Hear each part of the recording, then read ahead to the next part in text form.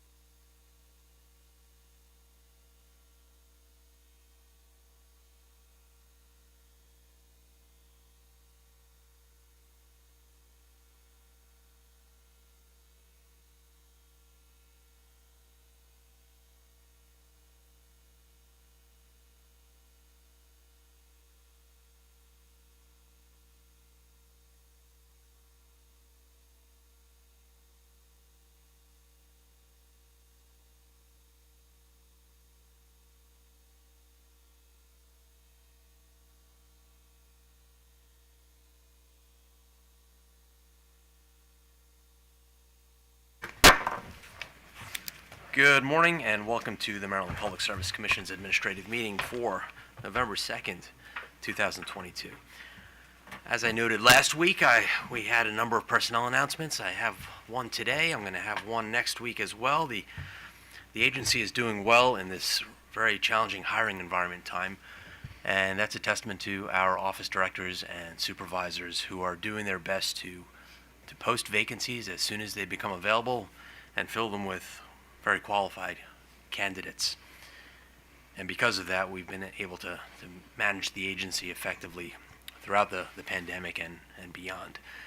We do have currently we have a regulatory economist position posted, closing on November 10th. So if you know anybody who would benefit from the employ of the PSC, please let them know that that is currently posted. Today, I'm happy to announce the addition of Evan Thomas. Is Evan here? Evan in the back row there.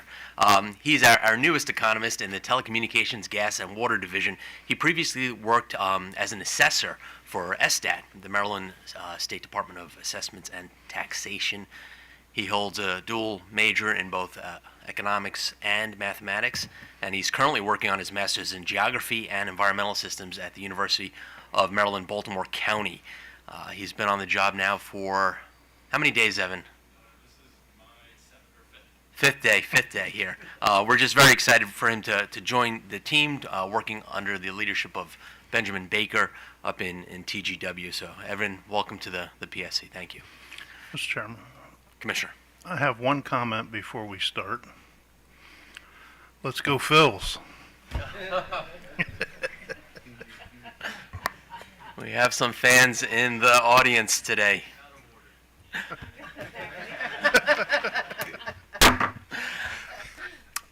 We do have meeting minutes to approve from our last meeting, October 26th, 2022. All in favor, please say aye. Aye. Any opposed? The meeting minutes are approved. Good morning, Mr. Secretary. Morning, Mr. Chairman. At the outset, I'd like to note that we will be deferring item number 5 1 week to the November 9th administrative meeting. There are 3 items on today's consent agenda. Item number 1 is an interconnection agreement between Armstrong Telephone Company and Armstrong Telecommunications, Inc. Item number 2 is a notice of issuance of indebtedness from BCM1, Inc. and Wholesale Carrier Services, Inc. And item number 3 is a notice of a pro forma change of control from Mobility LLC and Technology Maryland Network Company LLC. Thank you. Seeing no questions on these items, I would move with respect to item number 1 that we approve the interconnection agreement 10 days after a 30-day comment period unless adverse comments are filed. With respect to item number 2, I move that we note the new financing. And with respect to item number 3, I move that we note the pro forma change in ownership. The vote begins with Commissioner Bubar. Aye.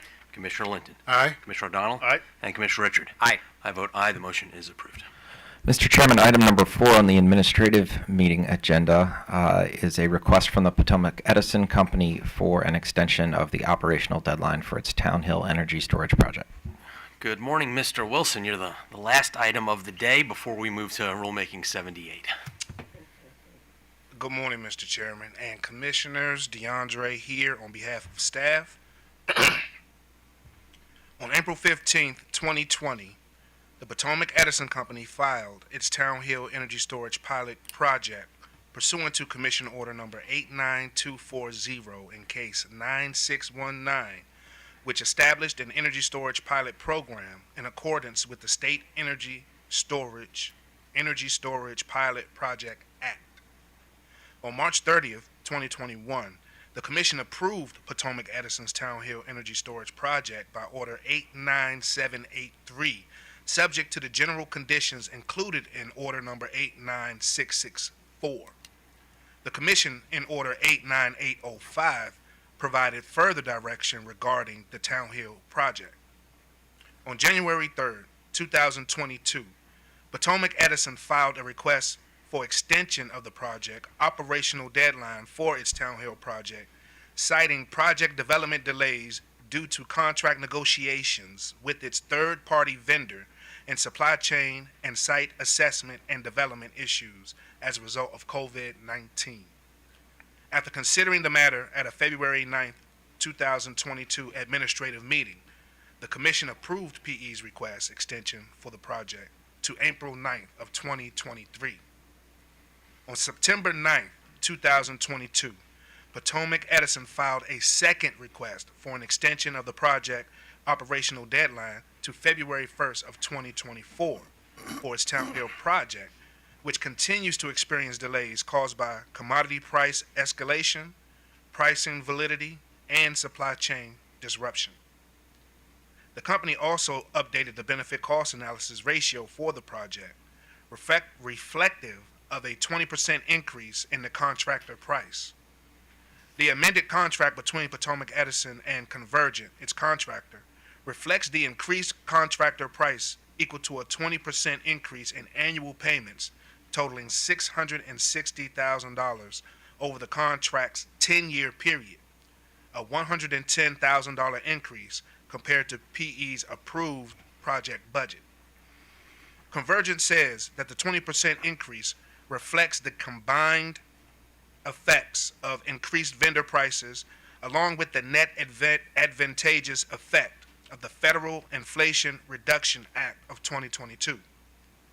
The contract between PE and Convergent is structured as an energy storage services agreement pursuant to which Convergent will own and operate the asset for PE's benefit. As discussed in detail in staff's comments, staff used the same model to verify the benefit cost analysis ratio calculated for the project and conducted discovery on the project status. Staff concluded that the company's request should be granted. Staff recommends the Commission approve the requested operational date extension to February 1st of 2024 for its Town Hill Energy Storage Pilot Project for good cause pursuant to Public Utilities Article 7-216H62. Thank you, Mr. Wilson.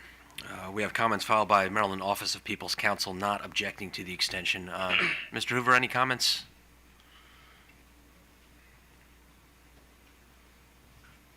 Mr. Chairman, members of the Commission, Fred Hoover on behalf of the Office of People's Counsel. As you noted in our letter, we have no objection to the extension of the operational deadline and the change in the contract price. All right, thank you. We'll turn to counsel for the utility.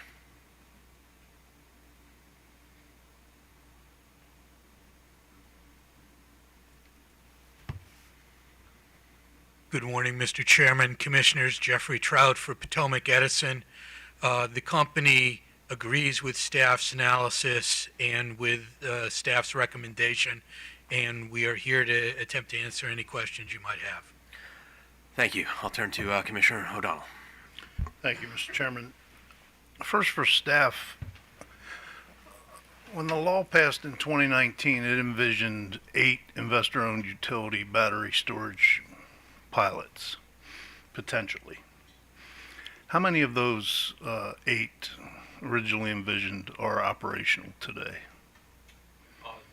Mike Dean on behalf of staff, none, Your Honor. None. What was the original deadline for these projects to be operational per the law? February 28th of 2022. February of 2022, and yet we have none online. Something's not right, in my opinion. Something is not right if we have none online. Let me turn to the company. Company, Mr. Trout, lays out a lot of reasons why this project hasn't even started. And it talks about the Ukraine war. When did the Ukraine war start? That started in February this year. February of 2022, the same year that this project was supposed to be operational. And yet we're using that as the excuse why this project is not operational. I don't get it. Can you explain that? So I'll start, and then we have here the folks from Convergent who are actually owning, building, and operating the project, and they'll be able to expand. I appreciate that, Mr. Trout, and that's great, and we're eager to hear from them. Sure, But the utility is responsible for getting this operational per the law. I understand. So shortly after the law passed, we got hit by COVID, and everything got knocked astray. We are still suffering, among other things, supply chain impacts from COVID. The war in the Ukraine, which came later, has had a substantial impact, as you know, on the energy markets and on other, I would guess you could characterize them as also supply chain issues relating to the energy industry. So while COVID has gotten better, at the time that COVID, we could say, was starting to get better, we got hammered by the outbreak of a long, sustained, and extremely disruptive military event in Eastern Europe. And we are still suffering the consequences of that. But you don't seem to mention the fact of the change of an energy policy in this country, which happened in 2021, where the spigot was turned off in this country on producing fossil fuels. You don't mention that. Why not? Because that's really what started all this, Well, in my opinion. okay. So I have two levels of response to that, Commissioner. The first is, with great respect, I disagree with your position on the relative merits of certain policies of the Biden administration. Well, I But didn't say that. that- I didn't say that, sir. So don't put words in my All right. mouth. I said energy policy in this country. So please do not put words in Fair my enough. mouth. The second level of it is that energy policy has intersected with all of the issues that we have brought to your attention. So we have focused on the effects, and which have been reflected in prices and supply chain. And since we cannot control the causes, we have gone light on what the causes are in our discussion. Fair enough. Everybody's tiptoeing around it. I didn't learn how to tiptoe when I was a kid, and I'm not going to start in my 60s. I'm not tiptoeing. I'm going to call it the way I see it. And in fact, we're producing 3 million barrels of oil less today than we were a year and a half ago. 3 million. And that's significant. And nobody seems to want to call it what it is. Let me ask you this. The buck sheet says that the list of milestones, I'm sure you read it, completion of development permits will occur October 17th, 2022. Are they done?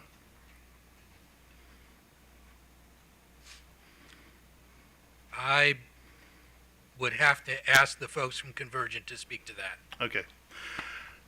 The second item on the list is an implementation kickoff meeting. Why hasn't that occurred yet? This project was approved years ago. You haven't had an implementation kickoff meeting yet? That's correct. Why not? Again, Because of war in Ukraine? no. Again, the folks who are owning this, You own Again- it. You own it, Mr. No, Trout. no, The company owns it. The company owns this project before this commission. Period. Full stop. the company is responsible for the petition that is before this commission. The facility that we are involved in the building of is a third-party facility. I'm not talking about the real estate or the physical components thereof. I'm talking about this pilot program before this commission. Yes. And you haven't had an implementation kickoff meeting yet. And I'm Right. asking you, why not? Because there isn't anything built yet to have a meeting about. How could you build anything if you haven't had an implementation kickoff meeting? That's a question. No, I understand it's a question. Our role, Potomac Edison's role, is to take output from the completed facility in 50 days of the calendar year. So our role in any implementation kickoff meeting would be minimal.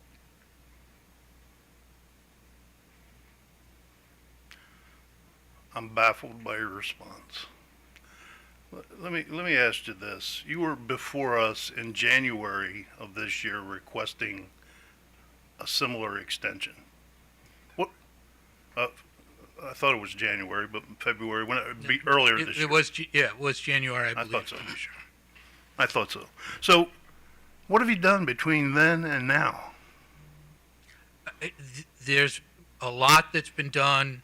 What? It's discussed in our petition, but almost all of it, other than completing the contract and then completing the amendment to the contract, reflective of this request today, has been done by Convergent. So Have you signed that contract we signed revision? the amendment. No, we have not signed it because it's contingent on the commission approving Right. the It would be extension. presumptuous Exactly. that you'll get it, so I'd be surprised if you signed a contract that is contingent on some action we may or may not take today. Correct. All right. I'm not happy. It's the utilities generally, and specifically this particular pilot project, seems to be not carrying out state policy. And my job is to faithfully and diligently make sure, without partiality or prejudice, that state policy gets carried out. And I am at a loss to find out why it's not by our utilities. I'm at a loss, complete loss. And I hear a lot of excuse justification, but I don't hear a lot of progress. You got any comment on that? I do not. Thank you. I'd be glad to hear from Convergent.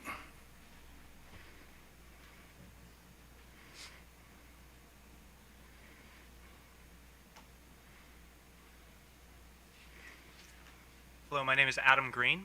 I'm Convergent Senior Vice President of Commercial Operations. What do you got to say, Mr. Green? Your Honor, to which question would you like me to respond? All of them. All right.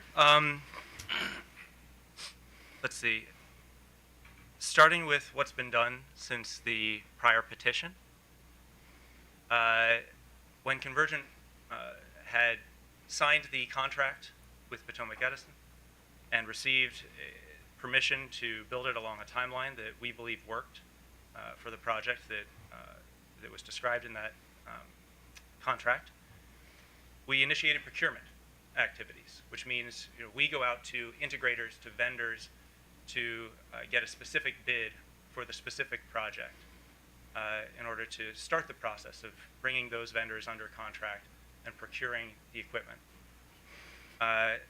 That process yielded results that reflected some of the more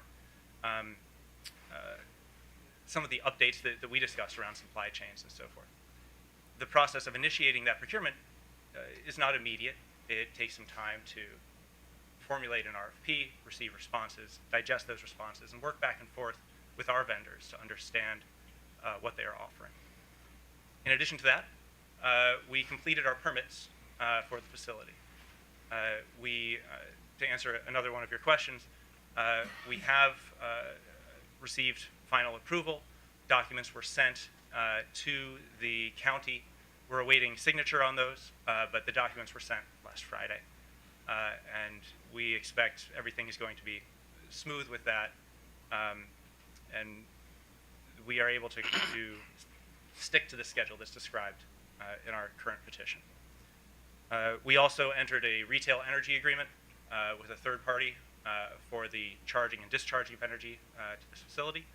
And we also went through the process of incorporating the IRA, the Inflation Reduction Act, which involved understanding the actual text of the bill, engaging in qualified advisors to help us incorporate that properly into our financial models with all of the different requirements that comes along with it, and work with our finance team to formulate the net effect of that policy. We then went back to Potomac Edison, discussed all of the updates and changes that we had, and put on the table a revision to the contract between the parties. You seem to be saying to me that the analysis of the so-called Inflation Reduction Act caused you to have a $600,000 price increase. Why doesn't that make any sense to me? Or at least contributed to you having inflationary pressures put on your project? Or at least delays? Sure. The Inflation Reduction Act does provide for a tax credit which is beneficial to the company, but it also has certain hooks in it around labor requirements and financing steps that we have to take. It also has the effect, as we describe in our petition, of increasing the demand for these products, which further complicates supply chains for us. I'm not sure where, if you'd like me to dive into a $600,000 number? No, I've heard enough. Thank you for being here today. Mr. Chairman, I'm skeptical this project's ever going to get done. Other commissioners. Commissioner Bubar. Thank you. One follow-up question, Mr. Green. Thank you for being here. When you noted that documents were submitted to Washington County and you expect those to be successfully signed, is that the related to the completion of development permits milestone that was October 17th in the? Yes, it is. Okay. So it's a little bit later than October 17th, but that delay will not change the overall timeline. But it's the development permits that have been submitted? Yes. Okay. I have some questions for Mr. Trout. I don't know if you need to, not looking for details in terms of how the contract is structured between you and Convergent, but can you talk about the oversight role that Potomac Edison is expecting to play? Because based on the information provided in the staff's document and yours, it seems as if it's a bit of a hands-off approach on overseeing the project.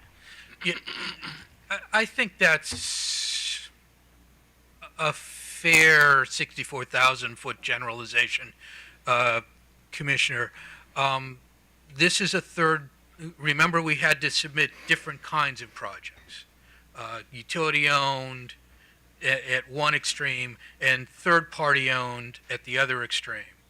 And this is a third-party owned project, and it is a project that, while we have certain contract benefits, the 50 days of off-put that we can take from it, it's otherwise operated by its owner, Convergent, for the benefit of its owner, Convergent. And our oversight role, as we see it, is limited to making sure we get the benefits for our customers that we've contracted for, and trying to help to the extent that we can with getting the project up and running. That's our oversight role. We've never seen a third-party development project as being one that we need to be, or that it is appropriate for us to be out in the field working on it, because that's Convergent's job, that's what they're getting paid for, and that's what they're reaping the benefit of, and by, among other things, owning the project. Okay. Maybe, actually, I have other questions for Convergence. I'll bin them and save them. But I'll ask you this, and then maybe ask Mr. Green the same question. I thank you for following up on the Inflation Reduction Act. That's good.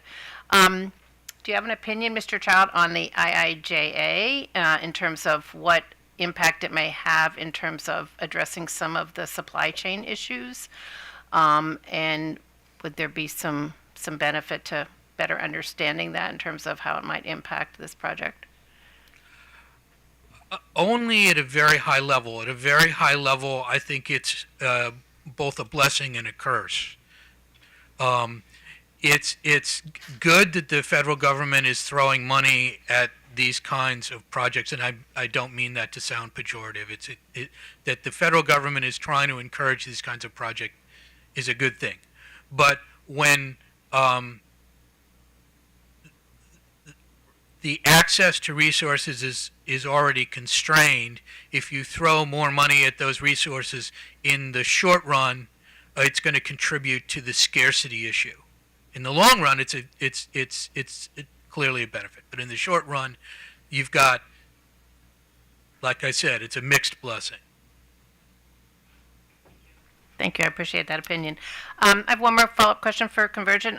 Can you talk about what coordination, I mean, you alluded to it a little bit, but what coordination has been done with the permitting agencies, and what gives you a level of confidence that the dates in the schedule, particularly those associated with getting approval from the permitting agencies, are good? Sure. I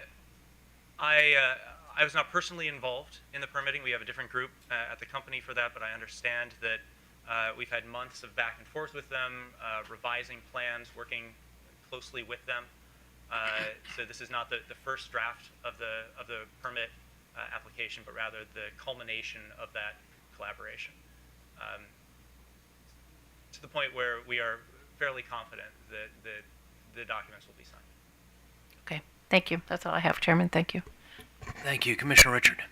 Thank you, Mr. Chairman, and thank you for being here today. And as we've discussed, this is a very important policy for our state, the storage and just how it can contribute to our RPS and the fact that we're net importing. So we wish your success very much. It is also a great location, and also I like the fact that we're testing this business model. So I am very supportive. I did note in the filing, though, that you talk about this being, I think the way you put it, contrary to historic and expected trends in costs and timing. And so I'd almost ask you, is this the right time to be doing this? It may be funny to ask this, but should we delay it even a little further once we get out of this period of time that we're competing for the lithium-ion batteries, and the fact that you do have this surge right now in demand? I'm just interested to know your thought on that, because it looks like we are looking at contrary to the downward sloping prices that we had been seeing in storage systems, they're going up. So I'm just interested in your thoughts on that, and if we should give you even more time to hopefully maybe get out of this period, this challenging period we're in. Thank you, Your Honor. Historically, the expectation had always been that storage costs will decline and decline and decline. And many of us in the industry come from the solar industry, where that pattern was observed over the course of many years. The change in direction of those costs came as something of a surprise. Our best intelligence at this point is that costs are going to remain kind of plateaued for a while. We are not foreseeing a dramatic reduction in costs after a short period of time. Certain effects are certainly alleviating. We've already seen, for instance, that delivery times are improving, and that's helpful. But there are other market-wide effects that may be to this project's detriment if we were to wait. For instance, I'm hearing from our engineering team that the integrator community is moving away from smaller projects like these. And it may in fact become harder to procure a project of 1.75 megawatts instead of 10 megawatts or 5 megawatts. So with that in mind, if I had reason to say that the cost would be significantly lower if you gave us another 6 months or another year, my answer would be different. But that's not the intelligence I have at this point. Okay, I appreciate that answer, and thank you, Mr. Chairman. I am supportive of this request today. At this time, I would support the staff's recommendation and move that we approve the requested operational date extension to February 1st, 2024, pursuant to Public Utilities Article Section 7-216H, as in hotel, 6-2, for the company's Town Hill Energy Storage pilot project for good cause shown. The vote begins with Commissioner Bubar. Aye. Commissioner Linton. Aye. Commissioner O'Donnell. Mr. Chairman, I vote no, and I want to say in explaining that it would be a bad policy direction to head. For instance, if we had delayed our offshore wind procurements because we know the supply chain development is going to lower the costs of that industry in this country eventually. Because there are countervailing state policy concerns, especially and explicitly stated by the legislature, that puts a burden on us to expedite these projects, not delay them because they might become cheaper someday. Commissioner Richard. Aye. I vote aye. The motion is approved. For those sticking around for Rulemaking 78, we will be meeting at 10:45 this morning. This administrative meeting is adjourned.